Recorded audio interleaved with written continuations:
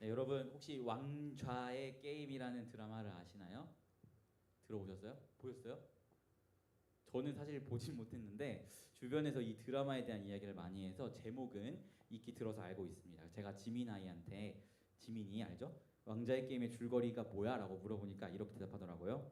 누가 철의 왕좌를 차지할 것인가에 대한 이야기입니다. 라고 그 AI가 대답을 했습니다. 그래서 제가 철의 왕자가 뭔데? 라고 물어보니까 철의 왕자는 단순히 통치자의 자리만 의미하는 것이 아니라 권력의 상징이고 국가 그 자체입니다. 이 왕자를 두고 티비린내 나는 권력 다툼을 담고 있는 제목이 왕자의 게임이라는 제목입니다. 라는 대답을 AI가 주었어요. 제가 이 드라마를 보지 않아서 이것이 정확한 대답인 건지는 모르겠지만 확실한 것은 왕의 자리가 있고 그 왕의 자리를 뺏고 뺏기는 그런 이야기가 드라마 가운데 펼쳐진다는 사실은 분명하게 알게 되었는데요. 여러분 저는 이 왕좌를 뺏고 뺏기는 이 그림을 우리의 신앙과 연결해서 여러분에게 질문하고 싶어요. 사랑하는 청년부 여러분, 여러분은 왕좌의 게임을 예수님과 행하고 계시진 않으신가요? 예수님은 우리의 왕이시죠. 그분만이 우리에게 구원을 허락하신 유일한 길이고 진리고 생명이시고 우리가 그분의 자녀가 되는 순간 우리는 우리의 인생의 왕좌에서 내려와서 예수님을 우리의 왕으로 모시며 살아가게 됩니다.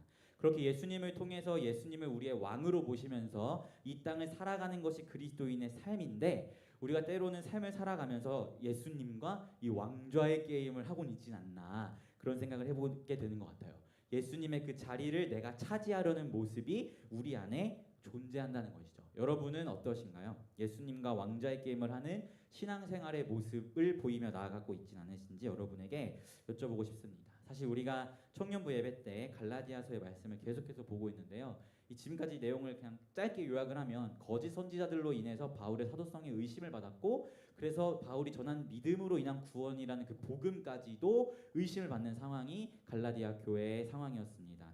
그렇게 거짓 선지자들로 인해서 복음과 멀어진 갈라디아 교회 성도들에게 나의 사도됨을 변증하고 참된 복음이 무엇인지를 기록하고 있는 게 갈라디아서이잖아요. 특별히 요 몇 달간 계속해서 율법과 믿음의 관계를 이야기하면서 오늘 말씀을 계속 살펴보았습니다. 그 연장선상에서 사실 오늘 본문도 이야기하고 있는 건데요. 오늘 본문을 보면 갈라디아 교회 성도들도 예수님과 왕좌의 게임을 하고 있었구나 라는 생각이 들게 되는데 우리 한번 2절부터 6절 말씀 같이 한번 읽어볼게요. 2절부터 6절 같이 한번 합독하겠습니다. 시작. 보라 바울은 너희에게 말하노니 너희가 만일 할례를 받으면 그리스도께서 너희에게 아무 유익이 없으리라. 내가 할례를 받는 각 사람에게 다시 증언하노니 그는 율법 전체를 행할 의무를 가진 자라. 율법 안에서 의롭다함을 얻으려 하는 너희는 그리스도에게서 끊어지고 은혜에서 떨어진 자로다. 우리가 성령으로 믿음을 따라 의의 소망을 기다리노니 그리스도 예수 안에서는 할례나 무할례나 효력이 없으되 사랑으로서 역사하는 믿음뿐이니라. 아멘. 여러분 우리가 사실 갈라디아서를 명확하게 이해하려면 이 그림을 봐야 돼요. 우리 한번 그림 띄워주시겠어요? 그거 사진 누르시면 됩니다. 너무 익숙한 그림이죠? 어떤 그림이죠 이거?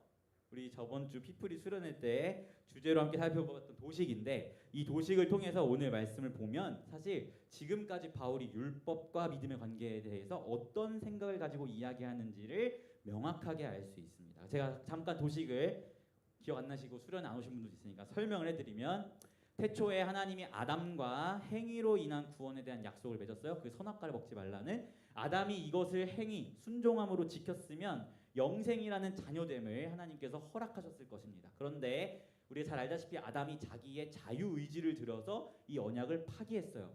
그래서 하나님께서 제시하신 언약이 은혜 언약이죠. 이 은혜 언약이 무엇이냐면 아담이 실패한 그 행위를 예수께서 행하신 순종과 당하신 순종으로 대신 이루시고 그분이 의를 성취하세요. 그러면 우리는 뭐냐? 우리는 그 예수님께서 성취하신 의를 믿음이라는 도구를 통해서 얻게 되고 그로 인해 하나님께 영생, 자녀됨을 얻는 것이 이 도식의 의미라고 말씀드렸어요. 계속 켜주세요. 그럼 여러분 오늘 말씀을 가지고 한번 이 도식으로 설명을 해보겠습니다. 우리 2절에 제일 좀 가까이 가서 얘기할게요. 2절에 바울이 이렇게 이야기합니다. 보라나 바울은 너희에게 말하노니 너희가 만일 할례를 받으면 그리스도께서 너희에게 아무 유익이 없으리라. 지금 무슨 이야기예요? 할례를 받으면 율법을 지킨다는 얘기죠. 우리가 여기서 그림에서 보듯이 우리는 율법을 지킬 하나님 말씀에 순종할 능력을 가지고 있나요? 처음엔 가지고 있었지만 아담의 실패로 능력을 상실했어요. 그래서 이 율법을 대신 이루어 주실 예수가 제시된 거예요. 그런데 지금 갈라디아 교회 성도들이 뭐래요? 할례를 받는다. 즉 다른 말로 하면 율법을 지킨다라는 이야기를 하고 있는 거예요. 그럼 뭐예요? 우리는 믿음으로 예수께서 행하신 일을 얻는 것인데 우리가 여기 있지 않고 여기에 서서 하나님께 순종하는 행위, 우리가 할 수 없는 행위를 하려고 한다라는 것을 바울이 지금 이야기하고 있는 것입니다. 3절 보면 내가 할례를 받는 각 사람에게 다시 증언하노니 그는 율법 전체를 행할 의무를 가진 자라. 우리가 여기 있지 않고 여기 있으면 율법 전체를 행할 의무를 가진 자죠. 율법 전체를 행해야 의를 얻으니까. 이해가 되세요? 그 얘기를 지금 바울이 하고 있는 거예요. 4절 보면 율법 안에서 의롭다함을 얻으려 하는 너희는 그리스도에게서 끊어지고 은혜에서 떨어진 자로다. 우리가 여기 있어야 그리스도의 은혜 아래에서 믿음으로 주님의 의를 얻는데 여기가 아니고 여기 있으면 그 은혜에서 끊어진 자죠. 내가 행위로 하나님 앞에 의롭다함을 얻으려고 하는 행동을 하니까. 그런데 그럴 수 있는 능력이 있어요? 아담 때는 있었어요. 아담 때는. 근데 아담이 실패했기 때문에 아담에 속한 모든 피조물들이 죄가 들어와서 그 능력이 상실됐어요.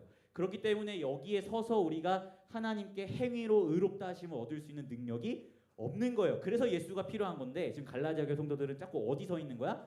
여기 서 있는 게 아니고 여기 서서 무언가 행위로 하나님께 의롭다함을 얻으려 하는 모습을 보인다는 거예요. 그래서 바울이 그런 사람을 향해서 그리스도에게서 끊어지고 은혜에서 떨어진 자로다라고 이야기하는 겁니다. 왜냐하면 여기 있을 때 우리에게 은혜가 주어지는 것인데 여기 서니까 그런 이야기를 하는 거죠. 그래서 바울이 5절 6절 이렇게 이야기합니다. 우리가 성령으로 믿음을 따라 의의 소망을 기다리노니 그리스도 예수 안에서는 할례나 무할례나 효력이 없으되 사랑으로 역사하는 믿음뿐이니라. 바울이 5절 6절에서 얘기하는 게 뭐예요?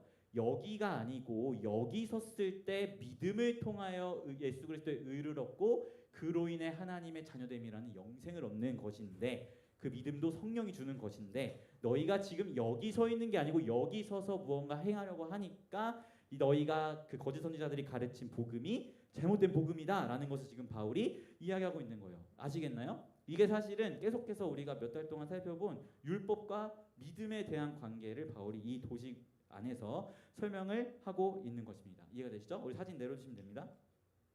여러분 이것이 얼마나 어리석은 일이에요? 그렇지 않나요? 우리는 순종으로 구원받을 능력을 상실했어요. 그리고 이미 그 순종을 우리 대신에 행해 주신 분이 계시고 우리는 하나님께서 주신 믿음이라는 도구로 그분의 순종을 내 것 삼는 게 전부입니다. 이런 은혜의 방법을 내비두고 자신이 예수 그리스도의 자리에 앉아서 내가 직접 해보겠다라는 이 행위 자체가 얼마나 어리석은 일이에요. 그렇지 않나요? 즉 예수님의 자리에 내가 앉겠다는 이 왕좌의 게임을 갈라디아 교회 성도들이 계속해서 행하고 있었다라는 것입니다. 사랑하는 청년부 여러분, 이것이 비단 갈라디아 교회 성도들만의 이야기일까요? 사실 우리의 믿음의 여정에서 무언가 신앙생활하며 삐그덕거리기 시작하는 가장 큰 이유는요, 내가 예수님의 자리에 앉겠다는 시도에서 시작됩니다.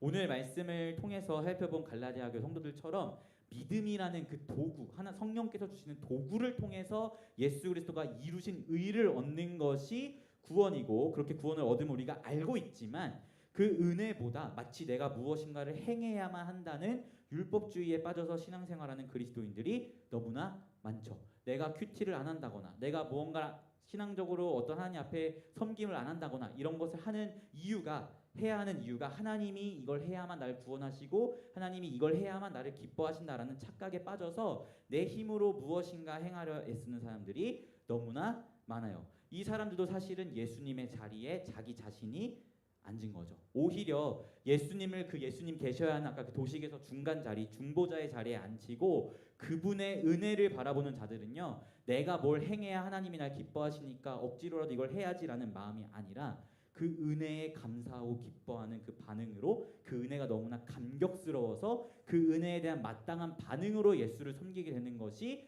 예수님을 예수님의 자리에 앉힌 자들이 행하는 일이라는 거예요. 그런데 그 자리에 내가 자꾸 앉으려 하고 내가 행하려고 하니까 하나님을 섬기는 이 모든 여정이 마치 의무감으로 율법적인 행동으로 나아가게 된다는 것이죠. 또 우리는 우리의 기도의 자리에서도 예수님의 자리에 내가 앉으려 합니다. 나를 대신하여 모든 것을 이루시고 그저 믿음이라는 도구로 나에게 모든 것을 허락하신 하나님, 또 예수님의 뜻을 구하기보다 그런 주님은 패싱하고 그냥 나의 만족과 나의 유익을 위한 기도, 하나님의 뜻 앞에 나의 뜻을 굽히기보다는 나의 뜻을 하나님께 관철시켜서 오히려 하나님을 설득하려고 하는 이런 모습들을 보이게 되죠. 또 삶의 중요한 결정을 할 때도 나를 구원하신 예수님께 묻기보다는 예수님을 지나쳐서 내 경험, 내 지식을 더욱 신뢰하는 모습, 또 나의 성공을 위해서라면 예수님이나 하나님을 수단으로 여기는 모습이 우리 안에 너무나 많다는 거예요. 그런데 이런 모습이 언제 나타난다고? 내가 예수의 자리에 앉아 있을 때 그런 행동들이 나타난다라는 것입니다. 예수께서 나를 대신하여 행하신 일을 바라보고 믿음으로 그것을 나의 것 삼는 게 아니라 내가 예수의 자리에 앉아서 무언가를 하려고 하니까 그런 모습들이 나타난다는 것이죠. 이처럼 여러분, 우리의 믿음의 여정에서 가장 큰 오류는요, 내가 예수님의 자리에 앉을 때 시작되는 것 같습니다. 우리는 그저 예수님이라는 우리의 중보자가 우리를 대신하여 행하신 일을 바라보고 그것을 믿음으로 내 것 삼아서 그분의 자녀가 되고 그분의 자녀로서 그 은혜에 합당한 삶의 모습으로 나아가는 게 전부인데, 내가 예수님의 자리에 앉아서 내가 무언가 해보려는 모습으로 나아갈 때 우리는 믿음의 여정이 무언가 오류에 빠지게 된다는 것이죠.